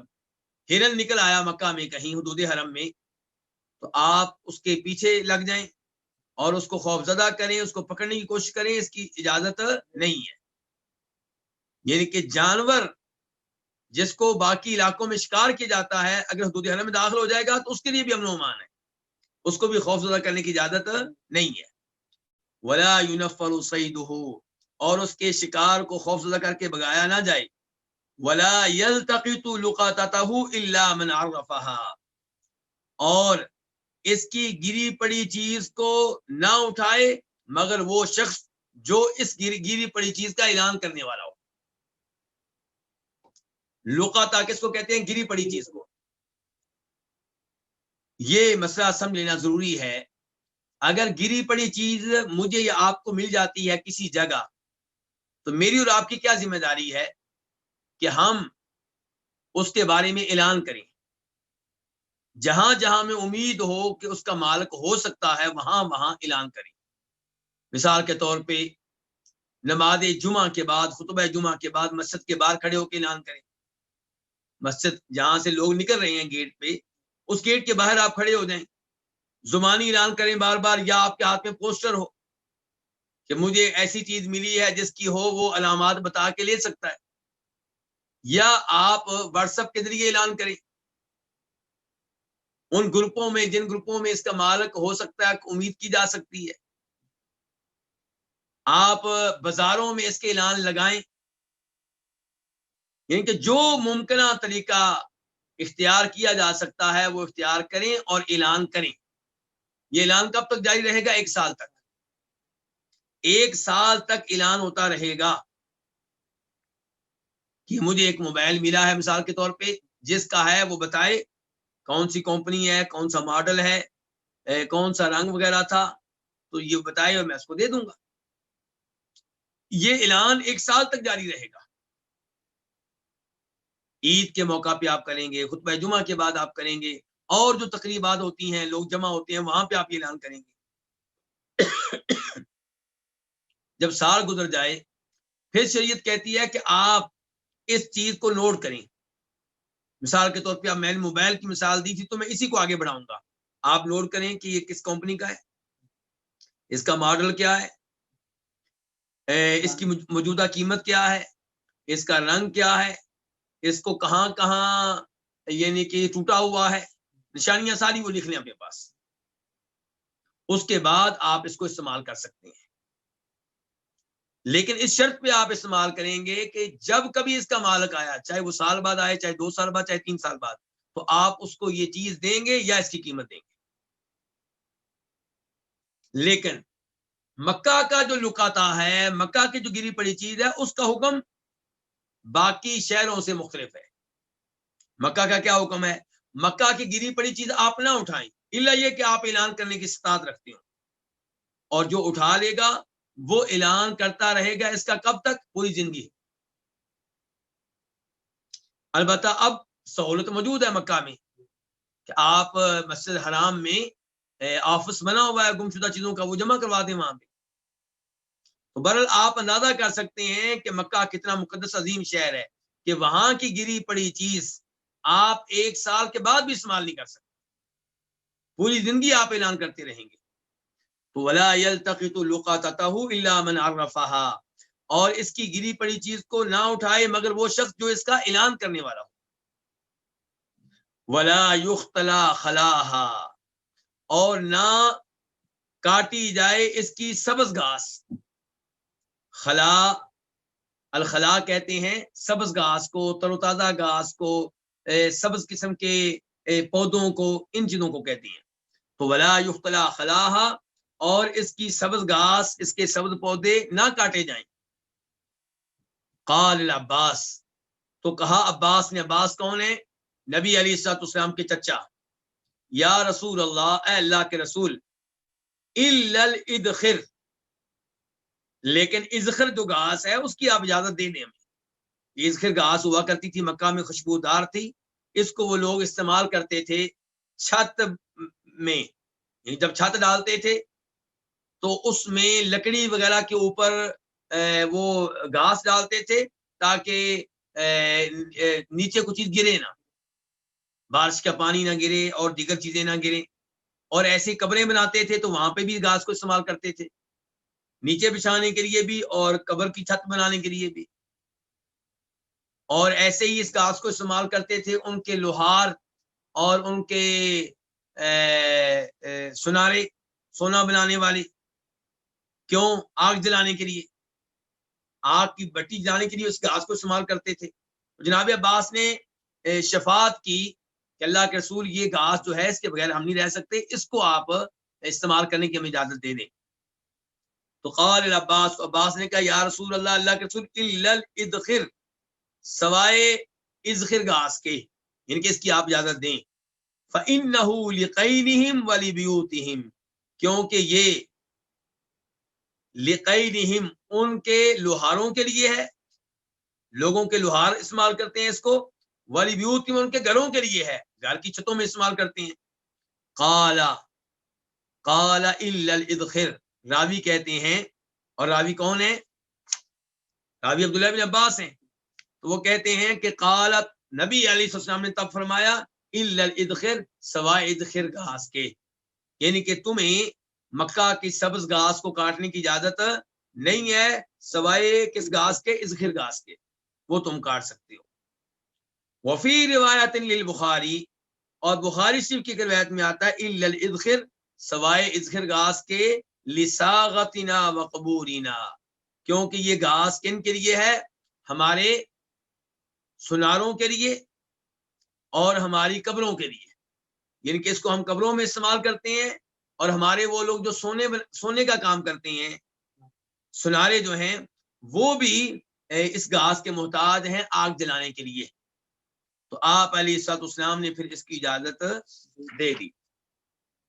تو یہ تھا جی مکہ کی حرمت، مکہ کا تقدس، مکہ کا احترام، اور اس میں کوئی شک و شبہ نہیں کہ مکہ عظیم شہر ہے اور اس کے تقدس کا، اس کے احترام کا خیال رکھنا چاہیے۔ اس کے بعد باب نمبر 4، باب النہی عن حمل السلاح بمکہ، مکہ میں اسلحہ اٹھانے کی ممانعت، یعنی کہ مکہ میں اسلحہ اٹھانے سے روکا گیا ہے۔ کسی اور شہر میں آپ کے پاس تلوار ہے، آپ کے پاس خنجر ہے، آپ کے پاس پسٹل ہے، وہ یا کلاشنکوف ہے، آپ اٹھا کے جا رہے ہیں تو انشاءاللہ اس میں کوئی عرض نہیں ہے، لیکن کسی کو خوف زدہ نہ کریں۔ لیکن مکہ میں اسلحہ اٹھانے کی بھی ممانعت ہے اور اسلحہ اٹھانے کی بھی اجازت نہیں ہے۔ حدیث نمبر 844 میم، اس حدیث کو روایت کرنے والے کون سے امام؟ امام مسلم۔ عن جابر قال، روایت جناب جابر بن عبداللہ رضی اللہ تعالیٰ عنہ سے، وہ کہتے ہیں سمیعت النبی صلی اللہ علیہ وسلم یقول، میں نے سنا نبی علیہ الصلوۃ والسلام سے کہ آپ فرما رہے تھے، لا یحل لاحدکم، تم میں سے کسی کے لیے حلال نہیں ہے، تم میں سے کسی کے لیے جائز نہیں ہے، ان یحمل بمکہ السلاح، کہ وہ مکہ میں اسلحہ اٹھائے۔ تو یہ چیز بھی بتا رہی ہے کہ مکہ کتنا عظیم شہر ہے، کتنا مقدس اور محترم شہر ہے، کہ وہاں پہ اسلحہ اٹھانے کی اجازت نہیں ہے، یعنی کہ مکمل طور پہ وہ شہر جو امن و امان والا، آپ سے بھی نہ کوئی ڈرے، کسی کو آپ کا بھی خوف نہ ہو، آپ کے اسلحے کا بھی خوف نہ ہو، لوگ امن و امان سے آئیں، بغیر کسی خوف کے آئیں، نمازیں ادا کریں، علم لیں، طواف کریں، اور مسجد حرام میں بیٹھیں، اور مسجد حرام میں یہ رونقیں برقرار رہیں۔ یہیں پہ ہم آج کے درس کا اختتام کرتے ہیں، اور انشاءاللہ حدیث نمبر 845 سے آئندہ درس شروع کریں گے۔ اللہ رب العزت کی احادیث ہمیں صحیح معنوں میں سمجھنے کی توفیق عنایت فرمائے، اور ان پہ عمل کرنے کی توفیق عنایت فرمائے۔ وآخر دعوانا الحمدللہ رب العالمین۔